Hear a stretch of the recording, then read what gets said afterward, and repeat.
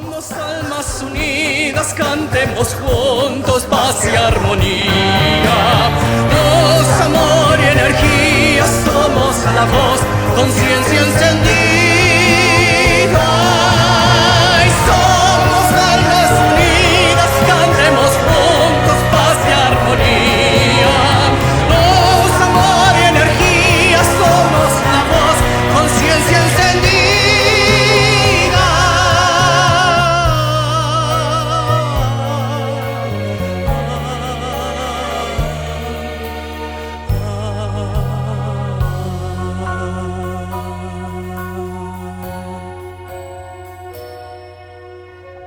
Somos hermanos.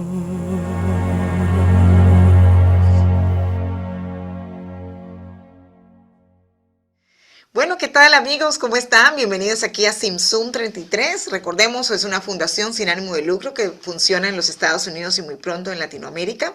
Y en este día tenemos como invitado especial al doctor Mario Sabán desde España, que nos está esperando en este mismo momento para ser entrevistado. Es tarde allá, así que nos ha dado una hora y algo de su tiempo.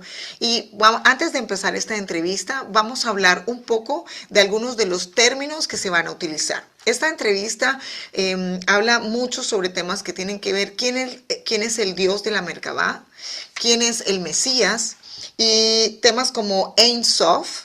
Quiero que sepas un poco qué es lo que llamamos infinito en hebreo, la Merkabah, el Yud Hei Vav Hei, que son los nombres, el nombre que se utiliza en la Torá. Yud Hei Vav Hei son letras en hebreo que son utilizadas para dirigirse a Dios. Entonces, durante esta entrevista estaremos hablando de esto. Si tú no eres cabalista, no has estudiado Kabbalah, pero se habla un poco también de las diferentes épocas y de los conceptos como Ein Sof, infinito, el Dios del infinito, el Dios de la Merkabah como el Yud Hei Vav Hei, y también se habla del concepto de Mesías. Te hago esta pequeña disclosure, como introducción, para que tengas un poquito de claridad, veas esta entrevista más de una vez y sobre todo, si te interesa conectarte con tu parte más alta, pues hazlo, porque para muchos va a ser importante abrirse el pensamiento, puesto que estamos acostumbrados a que las religiones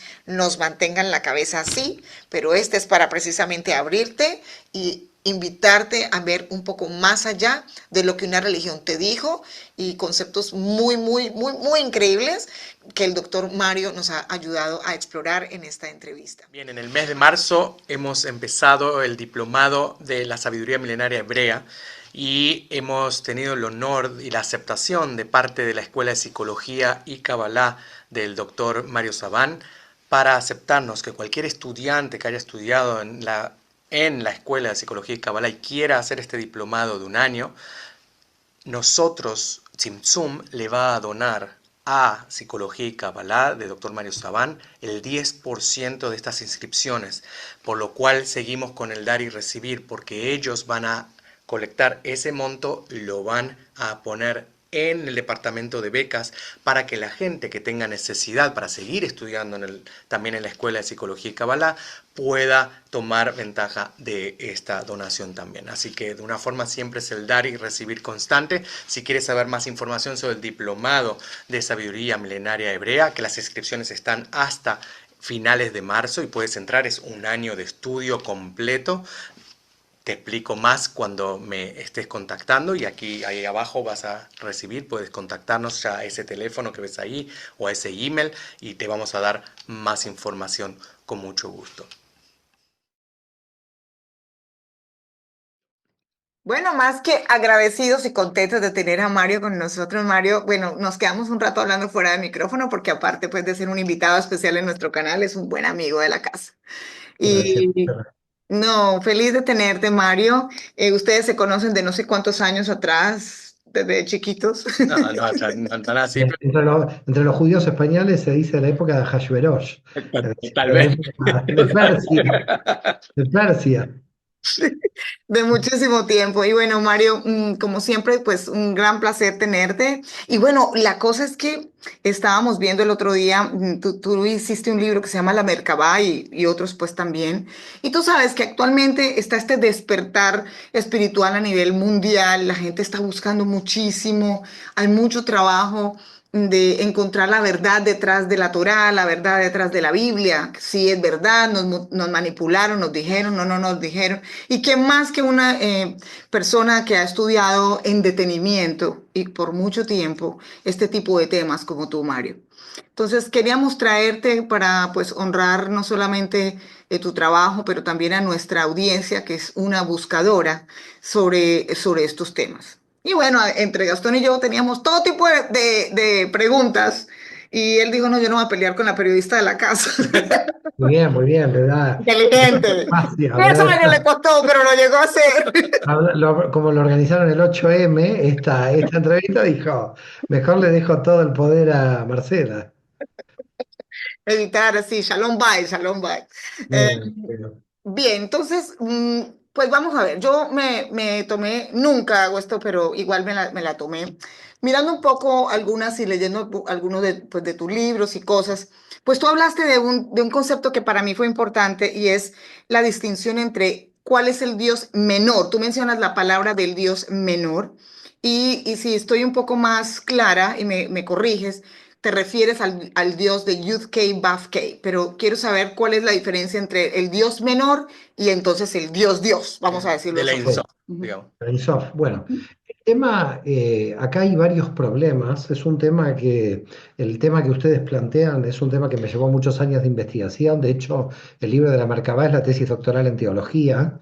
Entonces tiene muchas aristas porque en los últimos, yo te diría, 2400 años, la teología se fue complicando por diferentes problemas. Es decir, se quisieron resolver cuestiones históricas y cada vez que se intentaba resolver una cuestión, se creaba una contradicción. Entonces, como hay tantas aristas en este tema, y las aristas las voy a tratar de sintetizar, tenemos a la Sof por un lado, como Ujú. tú decías bien, la Merkabah por el otro, tenemos el tema del Mesías por el otro, tenemos el problema de los antropomorfismos de la Torá también por el otro lado, tenemos varios problemas y cuando yo comencé la investigación, a mi modo de ver la alarma, a mí me salta, y quiero empezar desde el origen de mi investigación, cuando yo encuentro entre los sabios de la Kabbalah un concepto que me llevó a investigar más, que después me llevó a Moshe Idel, y que a partir de ahí la cosa se empezó de alguna manera a ordenar.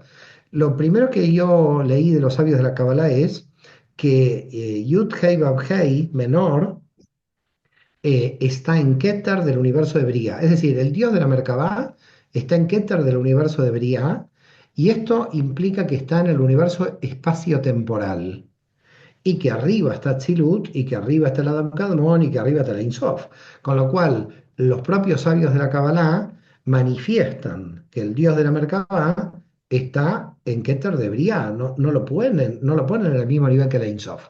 Por lo tanto, esa fue la primera llamada de atención que tuve. Entonces me fui a Moshe Idel, que tiene una obra muy grande sobre este tema, Ben, el hijo, donde él claramente dice que el judaísmo en una época fue binitario, es decir, que creía en un Dios mayor como el Ein Sof y en uno menor que sería el Yud Hei Vav Hei. Briah Este es el mundo de la creación, me corrijo. en el mundo de la creación, por eso en Briah. Lo más alto del mundo de la creación antes de pasar a Tzilut. Al mundo Antes de de- pasar a Atzilut, pero, a ver, si está en Keter de Briah, está en Malhut de Atzilut, pero no pasa de ahí. Claro. Correcto. Y por otra parte también lo describen como antropomórfico, y algunos sabios de la Cábala dicen, sabemos que el dios de la Merkabah es antropomórfico, pero sabemos que no lo podemos representar. Es decir, la no representación no implica que no tiene antropomorfismo. Entonces yo ahí también empecé a comenzar a dudar de una idea que siempre tenemos en el judaísmo, que se nos mezcla. Es decir, se nos mezcla la idea de que si no lo podemos representar, indudablemente no es antropomórfico. Pero algunos sabios de la Cábala dicen, es antropomórfico, pero no lo podemos representar. Entonces, y ahí ya me fundamentó la idea de que si no lo podemos representar, qué miedo tenían de representar a alguien que es invisible. Tenían miedo de representarlo porque indudablemente es visible. Ahora, si nosotros vamos al texto de la Torá globalmente, ¿no? Vamos al Tanaj, vemos que el capítulo primero de Ezequiel y el capítulo 6 de Isaías claramente hablan de un Dios antropomórfico que describen las características de la Merkabah y que describen inclusive a ese Dios antropomórfico que coincide, ese Dios de la Merkabah, con el que se lleva Elías al cielo, con el que se lleva Enoc al cielo y con el que contacta con Moshe. Esto por un lado, con lo cual, si los sabios de la Kabbalah dicen estar en Keter de Bría, está en Keter de Bría. Ahora bien, también los sabios de la Kabbalah se dieron cuenta de que a este Dios de la Merkabah, los fariseos, en su afán de divinizar absolutamente a la Ein Sof y declararlo Dios a la Ein Sof, le extraen la idea de Dios al Dios de la Merkabah y lo declaran el arcángel Metatrón. Es decir, al declararlo como arcángel Metatrón al Dios de la Merkabah, de alguna manera le sacaron la función de Dios. Porque si te pones a pensar, ya, ¿qué es Dios? Nosotros no tenemos la palabra Dios. Es decir, nosotros en la Torá no existe Dios. Existe Yud-Hei Vav-Hei, existe Elohim. La palabra Dios viene de Zeus, viene importada. Entonces, si nosotros buscamos al Dios en la Torá, no hay Dios en la Torá. Está Yud-Hei Vav-Hei. Eso es lo que nosotros llamamos Dios. Entonces, a Dios no lo podemos conceptualizar como Dios, porque Él no dice soy Dios, soy Yud-Hei Vav-Hei. Y por otra parte, el Ein Sof no aparece claramente, porque los cabalistas dicen que el Ein Sof pertenece a ese Dios mayor, infinito, que tampoco lo podemos conceptualizar porque es infinito, tampoco le podemos dar el nombre de Dios, y por lo tanto el infinito está en la letra Aleph anterior a la Bet con que comienza la Torah. Por lo tanto, ¿qué tenemos? Tenemos un Dios Ein Sof, un Dios infinito, detrás de la Torah, pero que no aparece en la Torah. Tenemos un Dios de la Merkabah que aparece en la Torá, pero que los cabalistas lo entienden que está en Keter de Bría y por lo tanto no se compara con el Ein Sof. Para no tener dos dioses, lo que hicieron los fariseos es arcangelizaron al Dios de la Merkabah, lo declararon el arcángel Metatrón Wow. y, y de ese modo anularon al Dios de la Merkabah, que no lo puedes anular. En Ámsterdam, en la misma época de Spinoza, se armó un lío con otro, que este otro era shabateísta. Los shabateístas que seguían, como decías, a Sabbatai Tzvi, no eran tan peligrosos porque seguían al Mesías Sabbatai Tzvi, eran más peligrosos por otro tema, porque hicieron saltar las alarmas en Ámsterdam de que el Dios real del judaísmo es el Dios de la Merkabah y que el Ein Sof no aparece en ninguna parte. Es decir, Cardoso Pardo, dijo claramente que el Dios del judaísmo era el de la Merkabah y que el de Ein Sof había sido inventado por los fariseos para de alguna manera hacerle jaque mate a los griegos que hablaban de un Dios que había creado el universo. Y entonces, claro, este shabateísta de Ámsterdam pone las cosas diciendo, entonces claro, aparecen varios temas. Primero, nuestro Dios actual es el Ein Sof. El metatronizado quedó el Dios que aparece en la Torá porque es antropomórfico.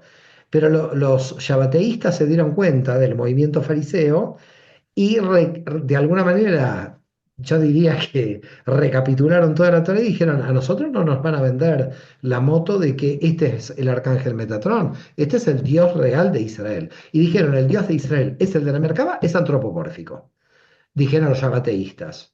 Por eso en Ámsterdam se armó un problema de extremos. ¿Por qué? Porque aparece Spinoza y dice, no, nuestro Dios es el Ein Sof que lo abarca todo, por eso el panteísmo de Spinoza. Entonces en Ámsterdam se dividieron los dos grupos extremos.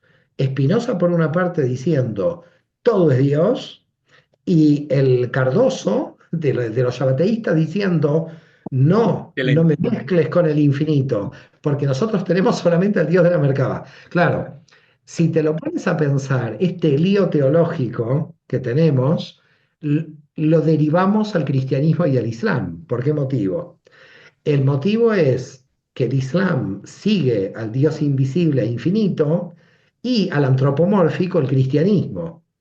Es decir, que en realidad el cristianismo traduce al judaísmo de la Merkabah y el Islam traduce al judaísmo de la Ein Sof. Oh, Pero nosotros nos quedamos en el medio, porque nosotros nos quedamos, ¿quién es Dios? Bueno, en la tradición farisea ya declaramos que Dios es el Ein Sof, el del Tzimtzum, el de la Kabbalah, el que hace el universo.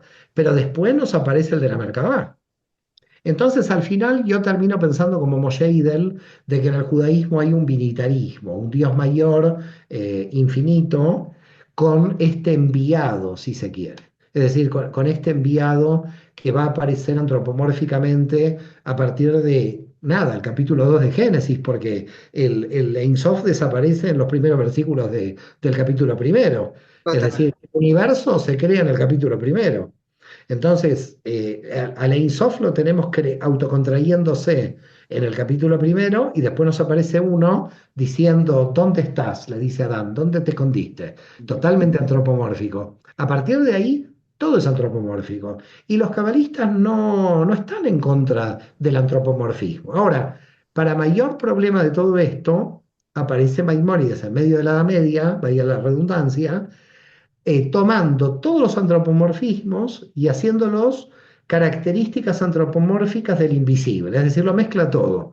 Toma los antropomorfismos del dios de la Merkabah y los trata de anular frente a la Ein Sof. Es decir, es un trabajo de locos que yo creo que no les salió bien, a mi modo de ver, con todo respeto a Maimónides. Por ese motivo, cuando había alumnos de Maimónides, no alumnos directos, sino seguidores de Maimónides que lo estudiaban, terminaban en la Kabbalah porque decían, algo no me cierra de la guía de los perplejos. Es decir, no puede ser que todos los antropomorfismos no sean literales, que para Maimónides eran todos simbólicos, todos símbolos. Y así nosotros aprendimos de que todos los antropomorfismos no eran reales porque no era antropomórfico. Pero no es correcto, literalmente es antropomórfico. Y siguiendo a Rashi, que dice que el sentido literal del texto de la Torá nunca es anulado por los demás sentidos, tenemos que partir de que tenemos que leer literalmente también la Torá. Entonces, si la leemos literalmente, el Dios de la Merkabah es antropomórfico. Eso no hay ninguna duda. Ahora, tenemos la prohibición de la imagen. Y me parece bien porque creo que ahí está la conexión. La conexión está porque si te pones a pensar, lo único original que tiene el judaísmo, porque todo lo demás, las tablas de la ley pueden ser el código Hammurabi, el diluvio se dio en otras. Si tú tomas todo el texto bíblico, puede venir de cualquier cultura. Pero hay un dato que es lo que caracteriza totalmente a la Torá y totalmente al judaísmo, el único, que no lo puedes encontrar en otro lado. No te harás imágenes de mí. Es decir, todos los demás pueblos hacían imágenes de sus dioses. Todos. Absolutamente todos. Y aquí había una prohibición total en hacerse las imágenes. Es decir, con respecto a las imágenes, lo más distintivo, original, judío que tenemos, puramente judío, todo lo demás viene de Babilonia, de Persia, puedes hacer un montón de análisis de dónde viene la dualidad entre el bien y el mal, viene el zoroastrismo persa, de dónde viene la astrología judía, viene el calendario de Babilonia. Todo lo demás podés tener una influencia de otras culturas, pero en donde hay un punto distintivo es no te harás imágenes de mí. Pregunta, ¿por qué el Dios de la Merkabah dijo no te harás imágenes de mí? Respuesta, porque tiene imagen. ok. Y segunda, no, y viene la segunda, y con Ajá. esto cierro acá. Y la segunda es, porque además, al obligar a un pueblo a no tener imágenes, a mi modo de ver, lo llevaba a la abstracción mental de llegar a entender el infinito. Es decir, yo creo que hay un mensajero y hay un mensaje. Es decir, el Dios de la Merkabah es el mensajero y trae un mensaje. Y el mensaje es que si no le haces una representación, aumentas la abstracción. Porque nosotros en el mundo judío vivimos de las abstracciones, no tenemos imágenes, no tenemos cultura, no tenemos objetos físicos, tenemos los libros. Entonces, todo está en el invisible. Es decir, nosotros operamos en el invisible en forma permanente, con todos los conceptos en el invisible. Bueno, y yo creo que de todas maneras, una de las cosas principales del no tener una imagen nos hace como estudiar mucho, filosofar mucho, buscar mucho, dar muchas opiniones, crear muchos libros, porque pues no hay una imagen, como que no hay un... O buscar adentro. y buscar adentro. Ahora, Claro. tú mencionaste en algunas de tus entregas que este Dios antropomórfico, Mórfico, sorry, antropomórfico. tiene forma y que una de sus características principales es el color azul, Zafiro. Así, zafiro. el color azul. Cuéntanos un poco sobre eso. Bueno, primero que todo, el color azul zafiro lo tenemos en el texto de Shema Israel, el Petil Tejelet, que dice claramente la orden de la divinidad, que los rabinos fueron contra esa orden. La orden de la divinidad es que uno de los flecos, de los 8 flecos que tiene que tener, uno tiene que ser celeste azulado, para llamarlo de alguna manera. Y entonces los rabinos se inventaron que como el molusco de donde se sacaba la tintura de este fleco desapareció el molusco, entonces tenemos que sacarle el azul y todo va a ser blanco, los flecos. Esto que parece una cosa mínima, una cosa intrascendente, no es nada intrascendente. Y te voy a explicar por qué motivo. El motivo es que si nosotros hubiéramos ido con el fleco azul, que yo particularmente a uno de los flecos lo pinté de azul y lo tengo en mi talit de azul, y hay un revival a volver a tener en muchos taliteotes el azul, ¿ok? ¿Qué pasa? Preguntas, ¿por qué el azul?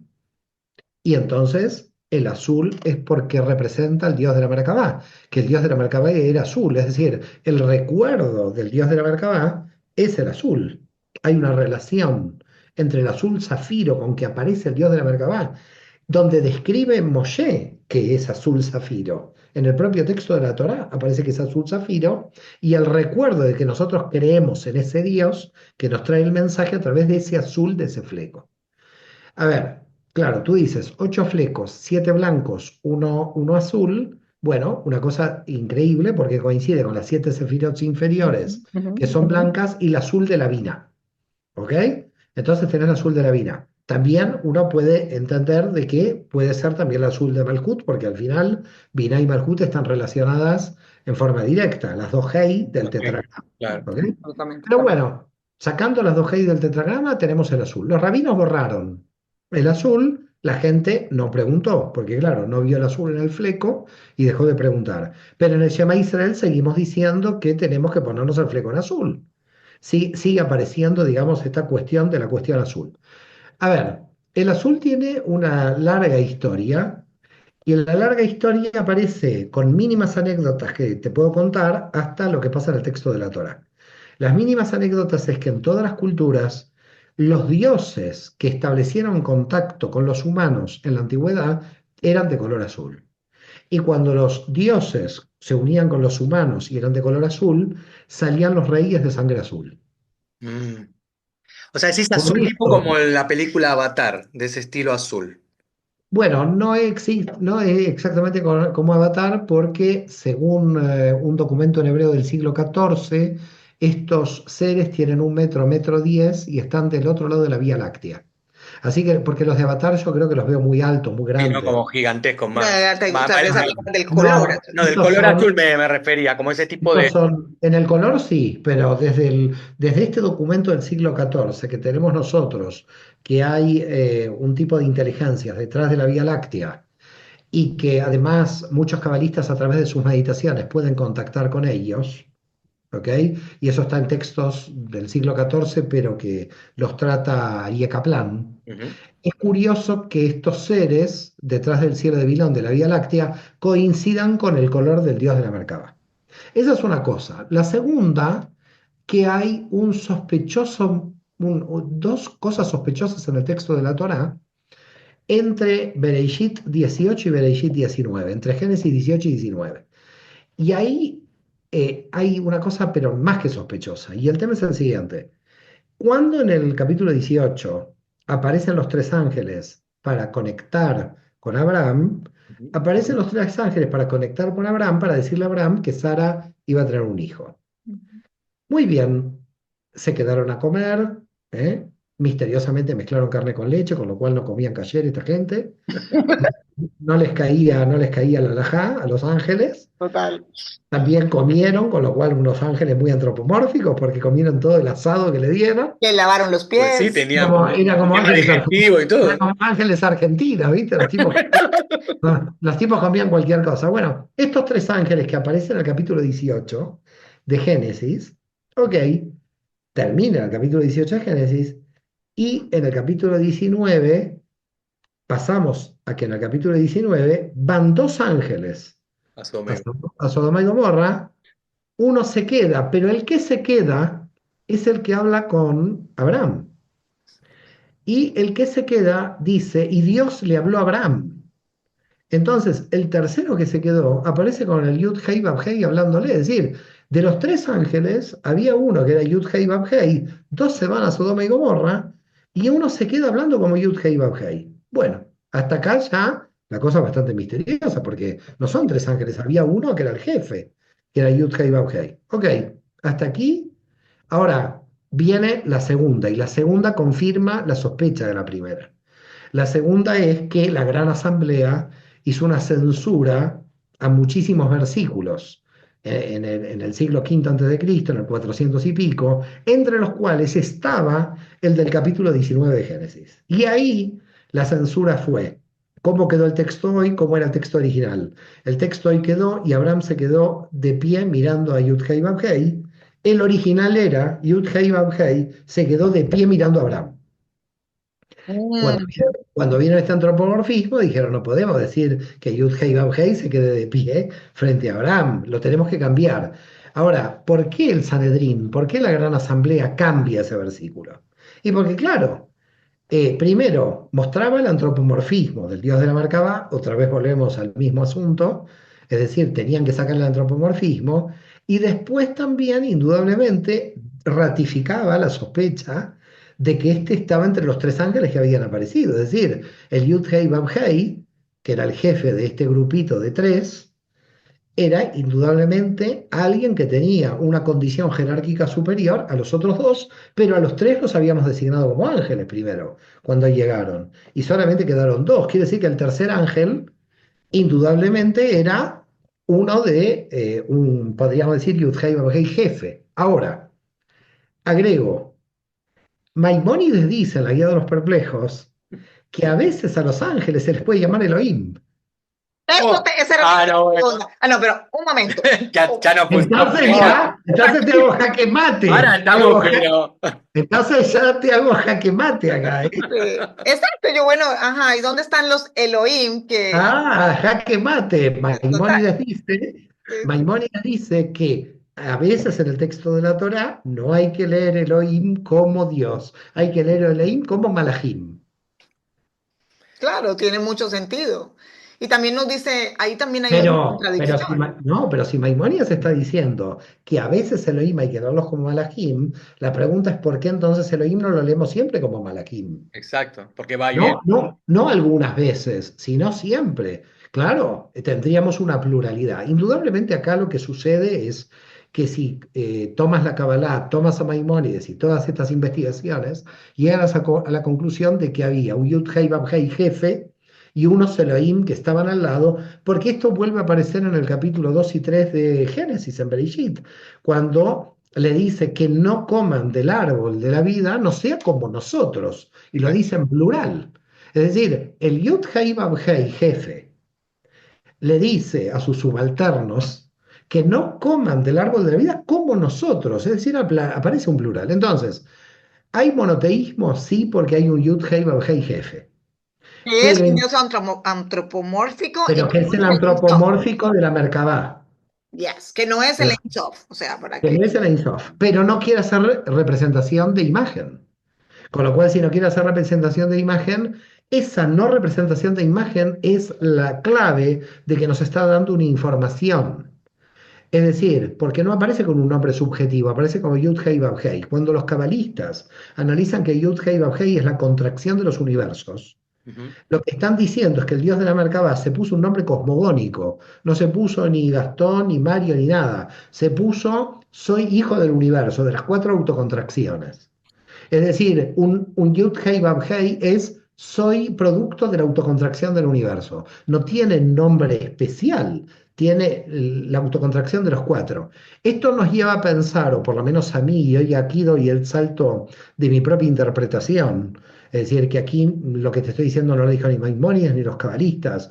Llego a la conclusión de que en la cuestión de las imágenes es central por parte de Yud-Hei Vav-Hei, porque lo que quiere es que, aumentando la capacidad de abstracción, entendamos la vinculación con el Ein Sof. Es decir, nos quería llevar por la abstracción al Ein Sof, porque si hubiera aparecido, hubiera sido un intermediario que nos hubiéramos quedado con el intermediario. Y para no quedarse con el intermediario no tenía que aparecer la imagen, porque Claro. si no, si nosotros hubiéramos tenido imagen, hubiéramos, ¿qué? Hubiéramos rezado a la imagen del dios de la Merkabah. Por ese motivo se esconde permanentemente y solo contacta con Moshe. Solo contacta de a uno, no contacta de a todos. Al pueblo lo ve de lejos la gente, lo ve por fuego, o lo ve a la noche cuando durante la noche se prende, se ilumina en el desierto para que la gente, para llevarlos por ahí, durante el día es una nube negra, porque todo el concepto de nube que aparece es el mismo, es la misma nave, para llamarlo del mismo modo, de la Merkabah, que los está llevando. Es decir, a mi modo de ver, decir que nosotros fuimos guiados por el Dios de la Merkabah, a mí mi fe que tengo ancestral no me cambia en nada, solamente que tengo más claridad sobre qué tipo de teología y qué tipo de enredos teológicos aparecieron. Porque cuando metes al Mesías en esto, ni te cuento el enredo que se arma, porque todo esto es entre el antropomórfico y el Ein Sof. No hemos Después, llegado al Mesías. No, pero al antes, Mesías, si metes al Mesías es donde más se complica ya la cosa. un momentito que tú dijiste algo que antes de irnos para otro lado, tú dijiste, viene, hay una raza después de la Vía Láctea, estamos ya hablando de vida fuera del planeta, que entonces estamos aceptando que en alguna forma ese ser, primero esa nave, acabaste de decir nave, ya estamos entrando en otro lado. Entonces la posibilidad que Mario Sabán acepta o ve desde su punto de vista o de toda la investigación, ¿tienes en algún lado una conclusión de que esta es una vida de otro planeta que vino a trabajar acá? A ver, indudablemente, primero que todo, Dios es extraterrestre por definición, Sí, no, sí. no nació en la Tierra. Es decir, viene de fuera. Esto es de una lógica aplastante. Es decir, ahí nadie puede discutir absolutamente nada. No pertenece a la Tierra, no es terrestre. Por lo tanto, indudablemente lo podríamos calificar de extraterrestre. La segunda, hay una Merkabah, claramente, está en el texto de la Torá. Hay una Merkabah que está definida en el texto de la Torá, todo el capítulo primero de Ezequiel, al punto que este Dios de la Merkabah le dice en el capítulo segundo de Ezequiel, ¿cómo voy a hablar, cómo yo voy a hablar lo que tú quieres hablar? Y le dice, tómate este rollo con algo dulce, que con esto voy a hablar yo desde tus entrañas. Es decir, que el Dios de la Merkabah en el capítulo segundo de Ezequiel le pone a Ezequiel una especie de chip, si quieres, para llamarlo de alguna manera, que no sabemos qué es, lo que tuvo que ingerir Ezequiel para que Ezequiel hable de acuerdo a lo que Dios le decía que tenía que hablar Ezequiel. Así que si agrego al capítulo 2 de Ezequiel el inicio del capítulo 2, estamos todavía mucho más comprometidos Yo con pensé que esto. era una medicina sagrada, pero dale. Bueno, tú Es puedes que- hacer un análisis igual que quieras. Y después en el capítulo 6 de Isaías, que describe a la Merkabah en términos parecidos al de Ezequiel, en siglos diferentes. Por lo tanto, estamos hablando de 150 años de diferencia, porque Isaías es del 700 a.C., Ezequiel es del 550. Quiere decir que hay una diferencia de 150 años. Y lo que describen ambos es muy parecido. Estamos hablando de un tipo de tecnología que está dominando el tiempo y el espacio de una manera mucho más acelerada que la nuestra. Le aparece a Moshe en el 1300 a.C., le aparece a Isaías en el 700 a.C., le aparece a Ezequiel en el 550. Conclusión de toda esta historia: indudablemente el pueblo de Israel recibe una cantidad de información a través, digamos, de la Torá, cuyo para mí fundamento central es el no hacerte imágenes para aumentar el nivel de capacidad mental a nivel de la abstracción, que yo creo que por ahí va la cosa, y finalmente, bueno, después de muchos siglos, el pueblo de Israel termina no haciendo imágenes, pero se mezcla aquí, y creo que es ahí donde tenemos la confusión, que el no hacer imágenes implicó que no tiene imagen. Es decir, ¿en qué texto de la Torá el Dios de la Merkabah dijo no tengo imagen? En ninguna. En ninguna. No te harás imagen de mí. Diferente. Es muy diferente. Entonces aquí es donde en el pueblo de Israel entró la confusión. Ahora, ¿qué pasa? Si en el pueblo antiguo se hubiera admitido Dios tiene imagen, pero no podemos hacer imagen, hubiera habido una tendencia a hacerse imágenes y la tiene. Es decir, se entiende el motivo por el cual terminaron entendiendo de que no tenía imagen, aunque en el texto literal de la Torá está la imagen. Entonces, una cosa es la imagen y otra es la prohibición de la imagen. Entonces, te prohíbo hacer una foto. Eso no quiere decir que yo no tenga imagen. Te Claro. prohíbo hacer una representación de la imagen. Entonces, creo que se mezcló esto, se mezcló la prohibición de las imágenes con la anulación de la imagen. Por lo tanto, se mezcló para mí el mensaje y el mensajero. Bueno, de hecho no dice imagen y semejanza, o sea, si fueron creados tiene que haber una imagen, o sea, Claro, nosotros somos a el imagen y Elohim. semejanza. Yo estoy tomando nota y cuando mencionaste lo de la sangre azul y los seres azules, y porque hablamos del azul, te estoy devolviendo un poquito porque yo quiero hablar de lo del Mesías, pero para mí esto es importante sencillamente porque hoy en día hay mucha gente leyendo, mirando y tratando de meterse como a entender este asunto. Entonces, ¿quiénes son estos seres azules o este azul o de dónde sacaste o cómo lo ves tú este tema de una civilización más allá de la Vía Láctea?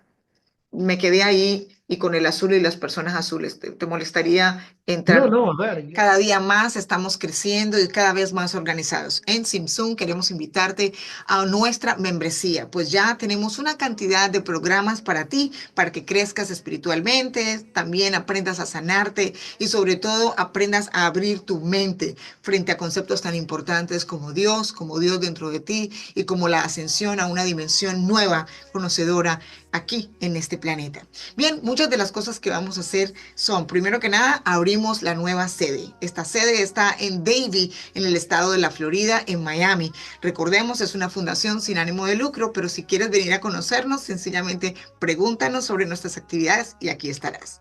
Dos, tenemos ya las clases de sabiduría milenaria hebrea. Si estás listo para aprender un poco más, sobre todo para conocer de cerca cómo esta historia y todo lo que contrae te puede ayudar a crecer, es tiempo de registrarte. Además, dentro de esta sede estaremos haciendo retiros, sanaciones energéticas con sonido, motivos para que tú, si quieres sanar traumas, cosas interiores, todo eso es aquí en Simsum, la organización que te puede ayudar con la sabiduría milenaria hebrea a sanar.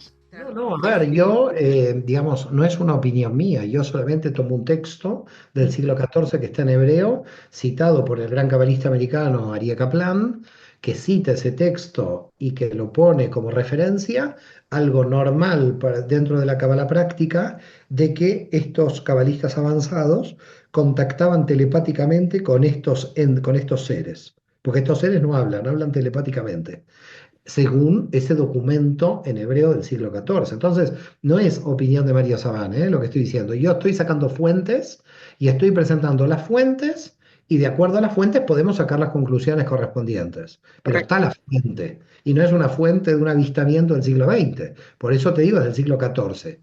Quiere decir que si hay un documento en hebreo del siglo XIV y si no sé si no hay más, este es el que conocemos. Vaya a saber si entre los manuscritos perdidos en la Shoah se quemó mucho. No, no podemos saber qué cantidad de material está perdido. Este documento está. Y Aryeh Kaplan dice, como algo normal, los cabalistas antiguos tenían conocimiento de que podían contactar con ellos. Ahora, que yo sepa, nunca estos cabalistas que podían contactar con estos seres azules detrás del cielo de Bilón dijeron que estos representaban o provenían del mismo origen de la Merkabah. Es decir, cuidado que ahí hay que diferenciar. Ellos en ningún momento dicen, nosotros podemos llegar a sacar esa conclusión, particularmente nosotros, pero ellos nunca dicen, con estos seres que nos estamos contactando pertenecen a al mismo origen que la Merkabah. No sé si, por eso te digo, si no hay algún documento que pueda llegar a aparecer que alguien haya dicho esto. Yo puedo sospechar que sí, o puedo sospechar que no. Es decir, puede ser que el dios de la Merkabah venga de otro lugar y que estos seres vengan de otro lugar. El universo es muy grande, así que tampoco sé si pertenecen al mismo origen. Es curioso que se reitera el azul. Es decir, es curioso que se reitera otra vez que estamos hablando del color azul, ¿no?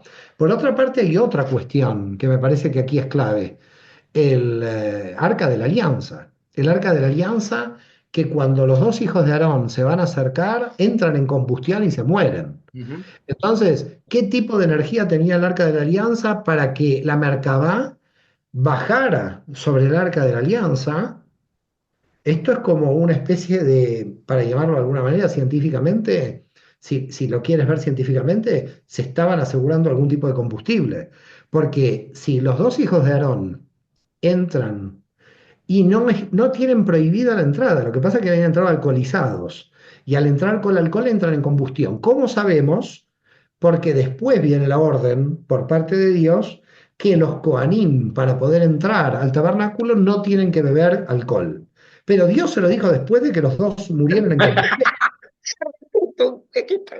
Claro, porque no se imaginaba que iban a entrar alcoholizados dentro del Mishkan, dentro del tabernáculo. Y volaron, es lo que se llama el fuego extraño Ujú. en el texto de la Torá. ¿Qué es ese fuego extraño que los mató a los dos hijos de Aarón? Y Aarón se le ve al otro capítulo como ni pidiendo por qué Dios los mató, no pide ningún tipo de reclamo ante Dios, ni va Moshe. Es una cosa también extraña, Silencio absoluto. un silencio absoluto por parte de Aarón en el texto de la Torá, que después es como que pasa la cosa sin ton ni son, cuando murieron dos hijos. Me parece una locura. Entonces, ahí me parece que lo que sucedió es que tanto Aarón como Moshe sabían de lo que era el Mishkan, y sabían lo que pasó, y entonces Aarón no fue a pedir ninguna explicación, porque la explicación ya la sabía. Y había algún tipo, digamos, de poder dentro del Mishkan, dentro del tabernáculo, que hacía que cuando los dos entraron, murieran. Es decir, entró en la lógica de Aarón la muerte de los hermanos, si no hubiera tenido algún reclamo. Y por lo tanto, ¿por qué en la Torá no aparece el reclamo de Aarón por la muerte de los hijos? Por lo tanto, si vas armando el puzzle, toda esta información. Es demasiada información coincidente. Es decir, el plural del Génesis, el ángel que terminó con Abraham, es decir, son demasiada cantidad de información. Ni hablemos de Enoch, ¿no? Ni hablemos de Enoch que subió al cielo, pero ahí viene otro tema también interesante, porque Isaac Luria se enfrenta a los 13 principios de la fe de Maimónides y dice que Enoch es superior a Moshe. Imagínate. Dice que Enoch es Que superior a tiene Moshe. más información, obviamente subió al cielo, ¿no? Desde el punto de vista de la Kabbalah, dice Luria, Moshe llegó hasta Keter de Briah. Oh, casualidad. ¿Quién está en Keter de Briah? La La marca. Merkabah. Pero dice Luria, pero Enoch llegó a Tzilut, Subió. subió. ¿A qué tal? Acá. Subió a Tzilut, subió de Keter de Briah, subió a Tzilut. Entonces, ¿qué está diciendo Luria? Ojo, que Enoch se divinizó, porque quedó inmortal. Ujú. Es decir, Enoch fue llevado a la inmortalidad. Moshe murió, no sabemos dónde está enterrado, pero murió. En cambio, Enoch fue llevado a la inmortalidad, dice. Entonces, cuidado, ¿dónde le ponen los cabalistas a Enoch? A Enoch lo ponen como escriba de Dios, como el escriba eterno de Dios. Y dice Luria, pero ¿y por qué adquirió la inmortalidad? Porque Bueno, esta es la pregunta. claro. ¿Cuál es la razón? ¿Por qué no le dieron la inmortalidad, no sé, a cualquier otro o al propio Moshe? Matushela. Claro, yo qué sé, ¿por qué no le dieron? Dice, porque Enoch prometió estudiar eternamente. Y mientras estudiara eternamente, iba a tener vida eterna. Es decir, mientras está estudiando eternamente, entonces se quedó como el escriba celestial dentro de la Merkabá, al que después va Elías, el profeta que también sube a la Merkabá, que también es otra cosa curioso. El tema de Elías con respecto a Elisha, con respecto a Eliseo, como se dice en castellano. Porque siempre le decía, no me mires para poder subir al cielo. No quiero que me mires. La pregunta es otra. ¿Por qué Elías no quería que Eliseo participara de la visión de la Merkabá? Es decir, también hay otra cosa extraña. Otra cosa extraña del texto de la Torá es cómo baja el ángel que le avisa a la madre de Shimshon, de Sansón, que va a tener un hijo. Baja a través de fuego. Ajá. Baja a través de fuego el ángel. Es decir, dice que baja a través del fuego. Entonces, tú dices, baja a través del fuego, sube a la Merkabah Elías, sube a la Merkabah Enoch, bajan los Elohim. Maimónides dice que los Elohim son igual que los Malachim. Al final, si va juntando todo este Bueno. puzzle, ¿Y el sueño de Jacob de los ángeles subiendo, bajando? Bueno, y esta versión ¿ves? donde Pero Enoch, siempre suben y bajan. Es Siempre decir, suben y bajan. claro, pero siempre tenemos como contacto. Es decir, Claro. sí, algunos bajan, mandan información y otros suben. Y entonces estamos en una permanente conexión. conexión. Ahora, esta versión en donde Enoch termina siendo Metatron, perdón si la pregunta es un poco extraña, y Sandalfón termina siendo Elías, ¿sabes de qué te hablo? Sí, Sí. sí, sí. Lo que pasa es que, a ver, en realidad hay todos debates, sí. Hay muchos debates, porque Enoch, si bien algunos lo sitúan como Metatron, hay otros que a Enoch no lo sitúan como Metatron, lo sitúan en Jochma de Briah. Es decir, no lo sitúan en Keter de Briah, porque no lo sitúan como el arcángel Metatron, como diferente. A Enoch lo sitúan como el arcángel Raziel en muchos textos. Ok. Ujú. Entonces, Yo también lo había leído. Ujú. ¿por qué? Porque Raziel es los secretos de Dios que Enoch está Gracias. escribiendo. Por otra parte, también Moshe Idel plantea en sus investigaciones que el Metatrón que nosotros hablamos no es un arcángel definido subjetivamente, sino que Metatrón es una función. Y por lo tanto, cualquiera puede llegar a tener la función de Metatrón. Es decir, que Metatrón, Un aunque cargo. es como un cargo, es Ujú. como un nivel espiritual al que alguien puede decir, yo llegué, digamos, a metatronizarme, para decirlo de alguna manera. Algunos sí sitúan a Enoch en el nivel de Metatron, otros no. ¿Dónde está el problema, digamos, que hay aquí? El problema que hay aquí es cuando viene el problema del Mesías, que agrega a todo esto que estamos hablando un problema mayor. Porque al Mesías lo querían poner en Keter de Bería. Es Uh, decir, que lo querían metatronizar, claro, que le tenían que dar como un nivel. Pero si lo ponían como Metatron en el mismo nivel que el dios de la Merkabah, lo estaban divinizando. claro. Y eso no se puede hacer. Es decir, no se podía divinizar. Entonces, ¿qué pasó? Los primeros judíos, por ejemplo, que seguían a Jesús, dijeron, no lo podemos divinizar, no lo podemos poner como Metatron, porque todo el mundo judío no lo pone ahí. Es decir, después vino la idea de que el Mesías era Dios al mismo tiempo en el cristianismo, pero los primeros judíos que siguieron a Jesús dijeron, no podemos meterlo en el mismo lugar que el Dios de la Merkabah. No le podemos dar esa función. Entonces dijeron, ¿dónde lo ponemos?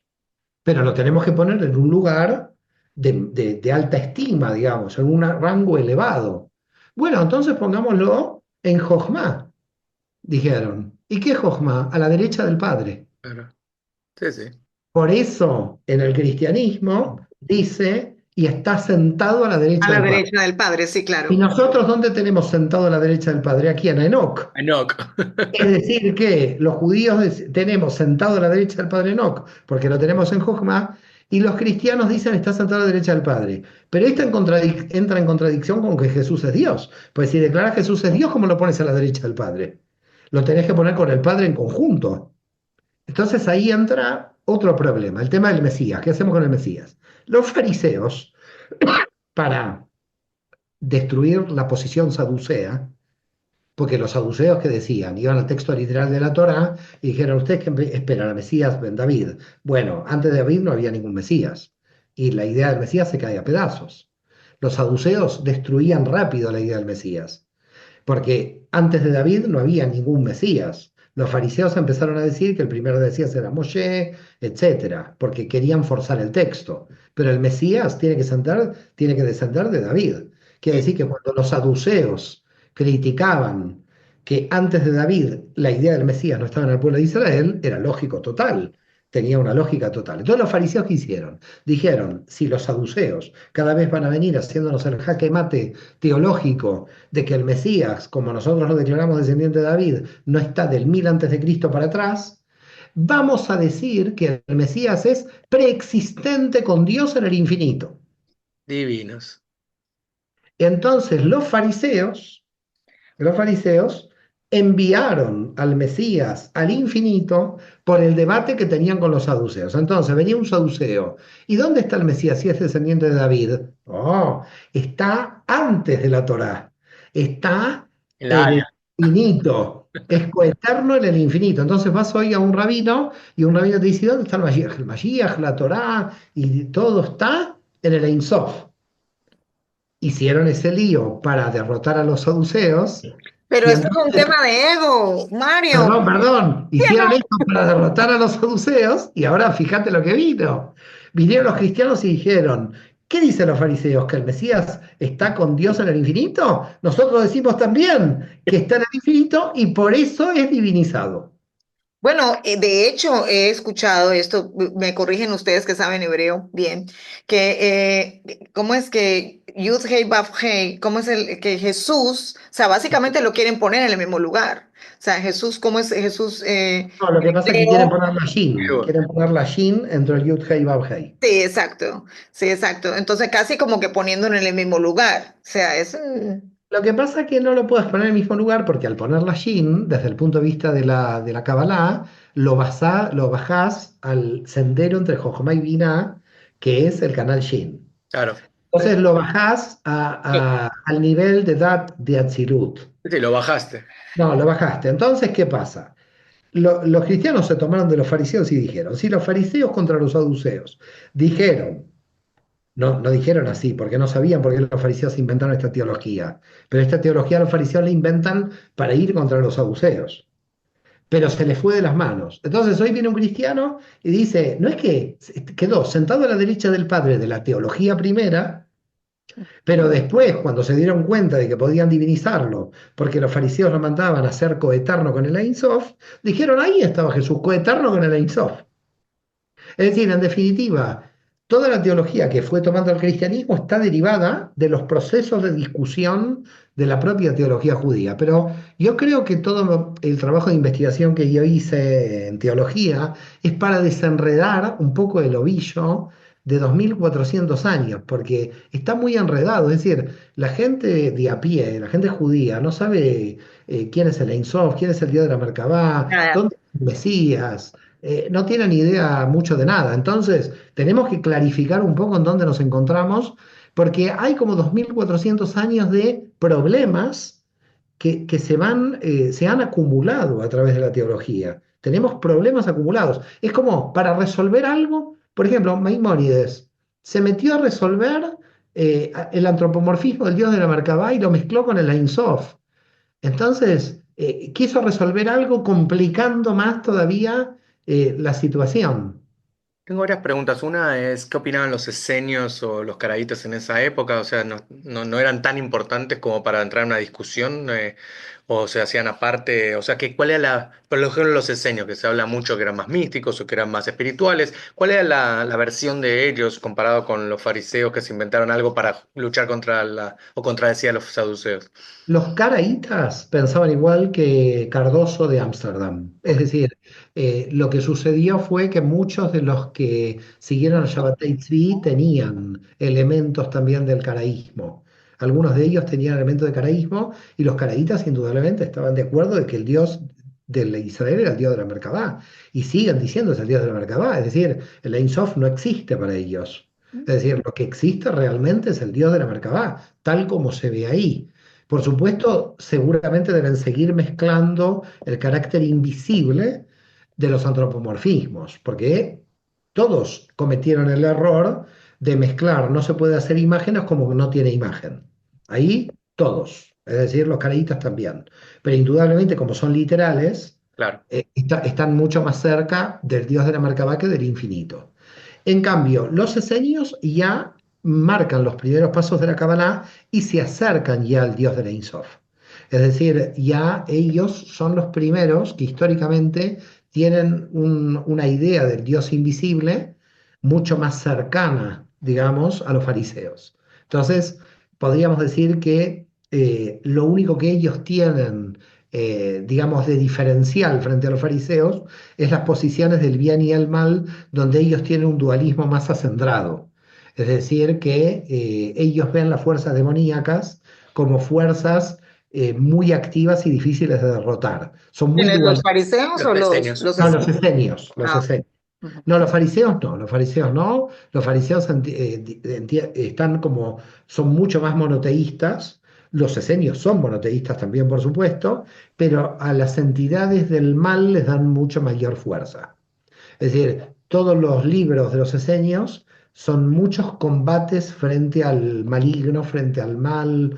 Yo te diría, y bueno, si tú miras después el Zohar, tiene mucho de esto, ¿no? La Sitra Jará. Ujú. Casi todo el Zohar se puede decir que es un tratado frente a cómo comprender el mal dentro del sistema.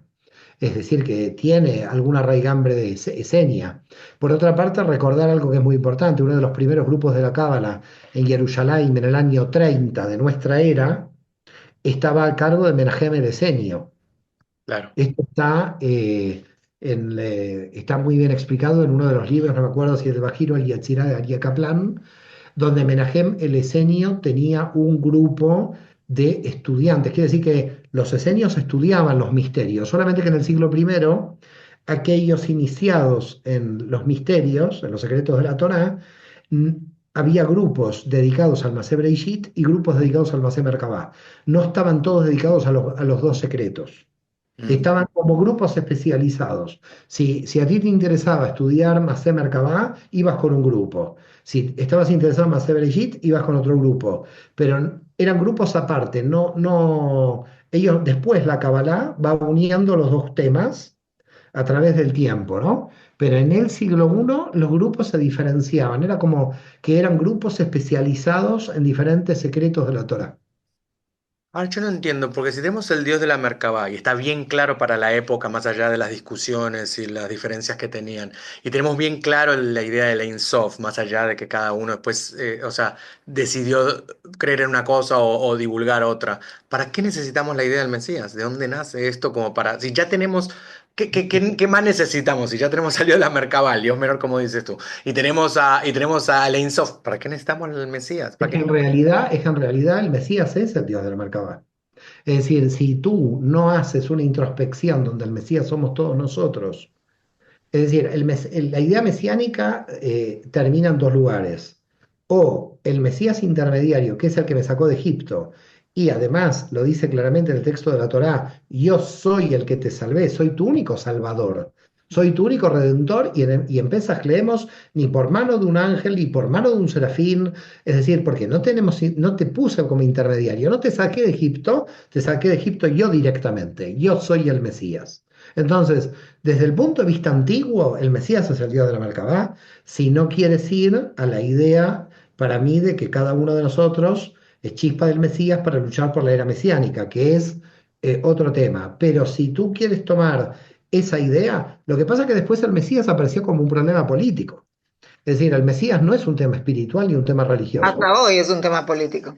El Mesías nace como un tema político, es decir, nace como que se quiera reconstruir el reinado de David, y por lo tanto, lo que pasa que el Mesías va cambiando su configuración en el sentido de que primero era restablecer el reino de David, y luego, en la época profética, los profetas le empiezan a agregar al libertador nacional y militar del pueblo de Israel características de un Mesías internacional que iba a ser el Tikkun Olam. Entonces, tú tienes una primera parte de la historia judía donde el Mesías claramente es un Mesías guerrero nacional, que es desde que desaparece el reino de David hasta la época de los profetas, unos 300 años.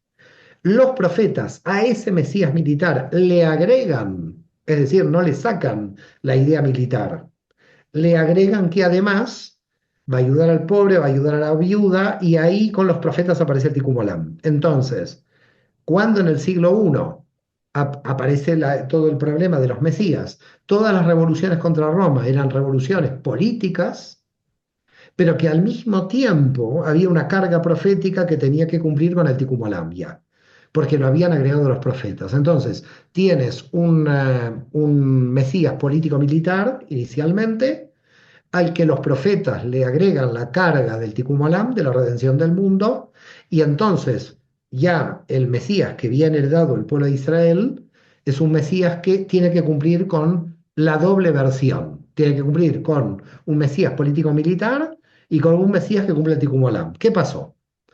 En el siglo I, los judíos que siguieron a Jesús, sobre todo por la teología de Pablo, siguieron un Mesías solo de Tikkun Olam y abandonaron la idea del Mesías militar.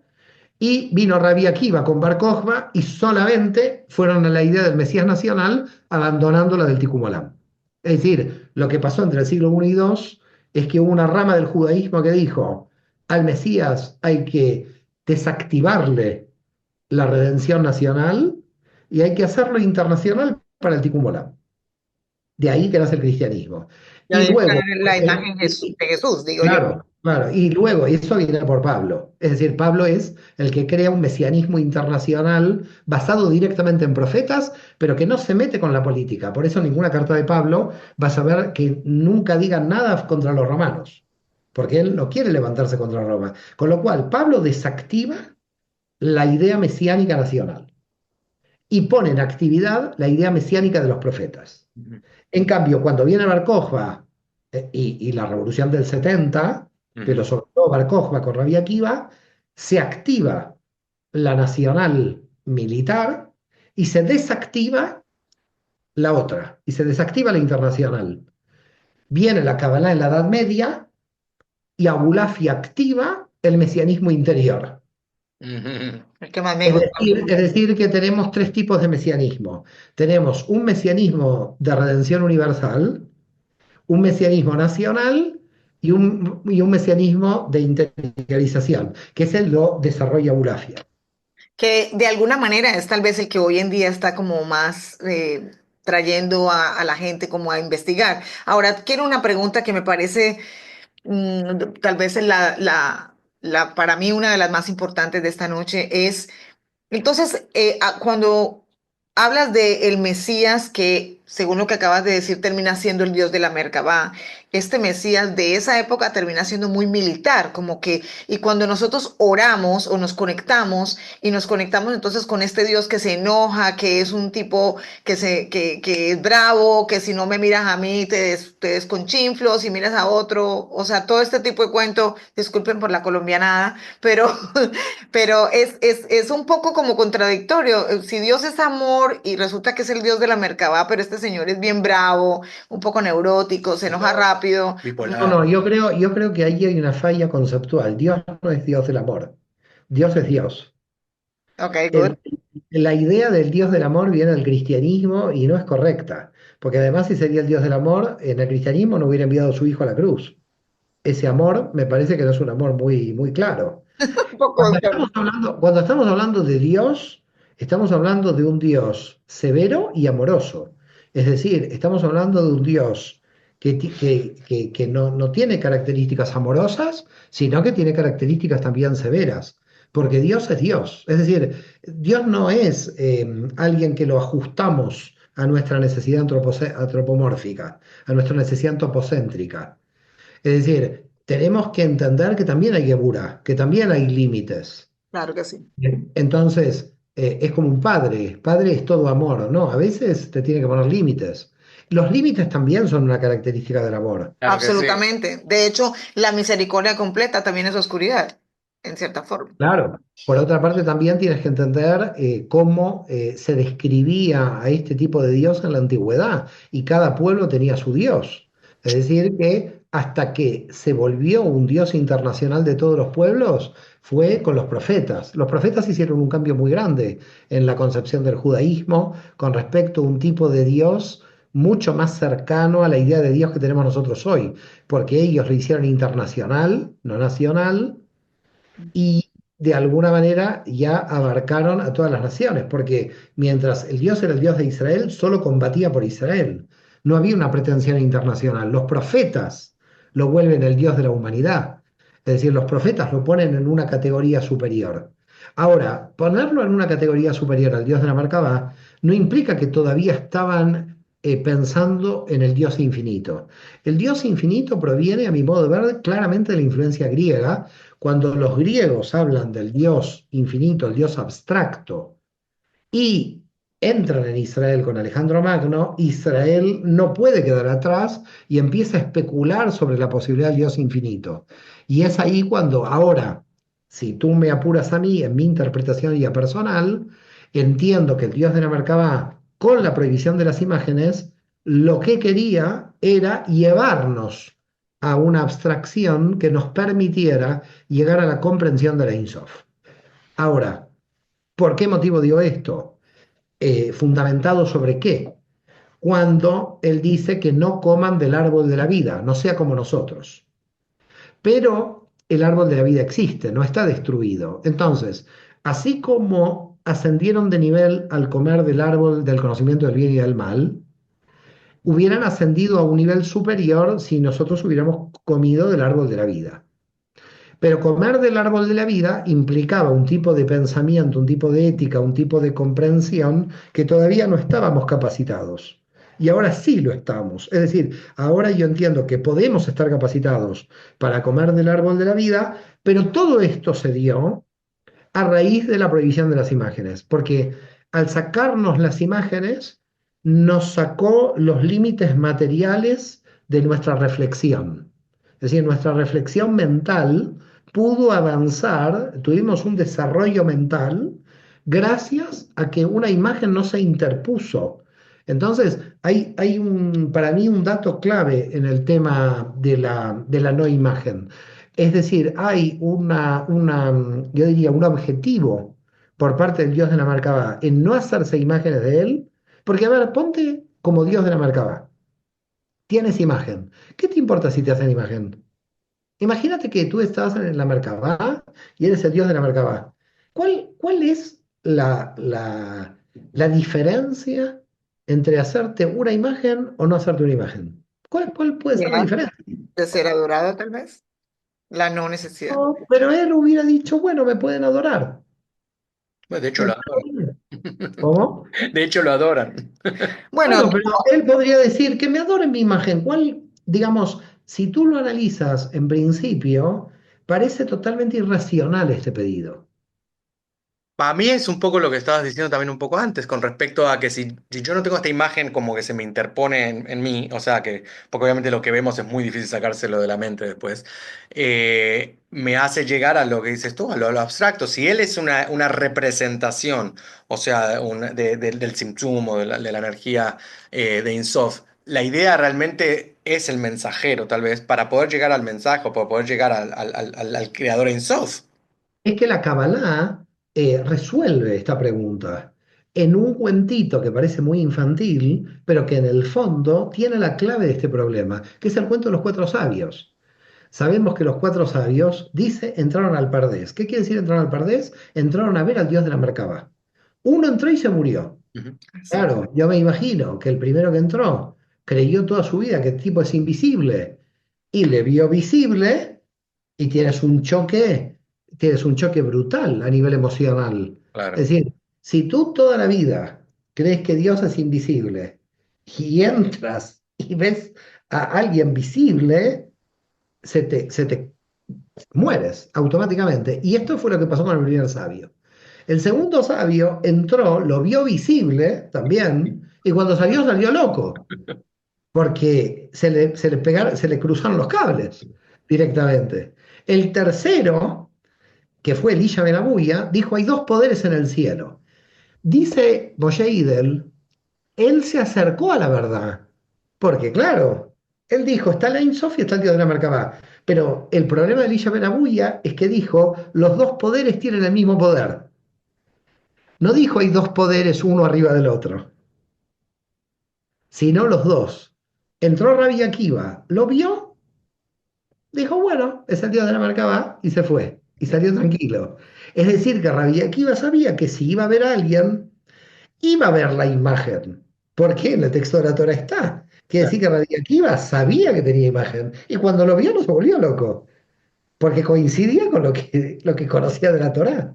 Entonces cuando dice Rabí Akiva entró en paz y salió en paz, es porque ya él, cuando entró, sabía lo que iba a ver. Sabía que no iba a ser el infinito el que iba a ver, que no iba a vivir un invisible. Y se fue en paz. Entonces, yo creo que en ese texto de los cuatro sabios está la clave del asunto. Es decir, el que realmente se dio cuenta que tiene imagen y salió tan tranquilo, sin tener un problema psíquico, sin haber muerto, sin entrar en contradicción con Elisha Ben Abuya, fue Akiva, que dijo, lo que vi es verdad, tiene razón, es lo que yo leí en el texto de la Torá. Es decir, a mí no me vendieron la idea de que era invisible, sé que tenía imagen, por lo tanto a Rabí Akiva no le afectó verlo con imagen. Él había hecho la tarea. Última Ya sabía de qué se trataba la historia. Una última, no sé, Mario, ya pasamos un poquito la hora, pero pues Sí, tengo ya, una pregunta de sí, algo que tú mencionaste ahorita y yo diría, si es la última, pues nos dices. Tú sí. mencionaste ahorita y ascendieron una vez probaron del fruto del árbol del conocimiento, no en aquel tiempo tomamos del árbol de la vida. Esta parte me llama mucho la atención porque de acuerdo a las historias, a las fábulas, el árbol del conocimiento, en vez de hacerlos ascender, los hizo descender. Entonces, ¿cómo nos Lo puedes que pasa que es un problema, porque Isaac Luria dice que no se puede llegar a ser Bitul con el Ein Sof si no se desciende primero la materia. Entonces, ese descenso no fue descenso, porque el descenso no es malo, el descenso es el empujón para el ascenso. For Claro. sure. Por lo tanto, el descenso no lo puedes ver como negativo. Lo tenés como ver una fase positiva para subir a mayor nivel. Isaac Luria dice, descendemos a la materia para acceder a niveles energéticos que con el alma fuera del cuerpo no podemos acceder. Ay, lo amo. Es impresionante. Bueno, Divina, divina entrevista. un placer enorme estar, pero ya aquí es de noche, Ay, no. muy tarde y me tengo que ir despidiendo y para mí un placer enorme estar con amigos como ustedes después de tanto Ay, tiempo. con No, mucho gusto, mil gracias por Mario. tu tiempo, Mario. Y bueno, no será ni la última, ni la primera, ni la segunda, ni Si la Dios quiere, tercera. si Dios quiere. Hay que seguir estudiando para ver en qué enredos estamos. Divino, pero yo comparto contigo, me encantó cuando hablaste de por qué Metatron, o bueno, queda al lado de Dios, porque siempre va a seguir estudiando, parecido a un amigo Claro. mío. No, que no. Enoch siempre está No, como Raciel. sí, Chicos, Rafael, gracias de Dios todo sabe. corazón, ¿eh? Queremos pues extenderte un súper abrazo a ti y a tu señora. Sabemos que es tarde, estás en España, son bastantes horas después de la hora que estamos aquí. Tienes una invitación abierta, no solo a este canal, sino a nuestra casa, como sabes. Y Gracias como de todo sabes, corazón. tenemos un proyecto hermoso que estamos construyendo en Colombia y pues cuando sea el momento, tenemos el plan de invitar a mucha gente hermosa como tú, así que estás Gracias, invitado a ti y a tu señora. gracias, Gracias. gracias. Gracias. Gracias, Marcela, Rab, Gastón, un abrazo, Un cuídense. Chao, abrazo, gracias. chao.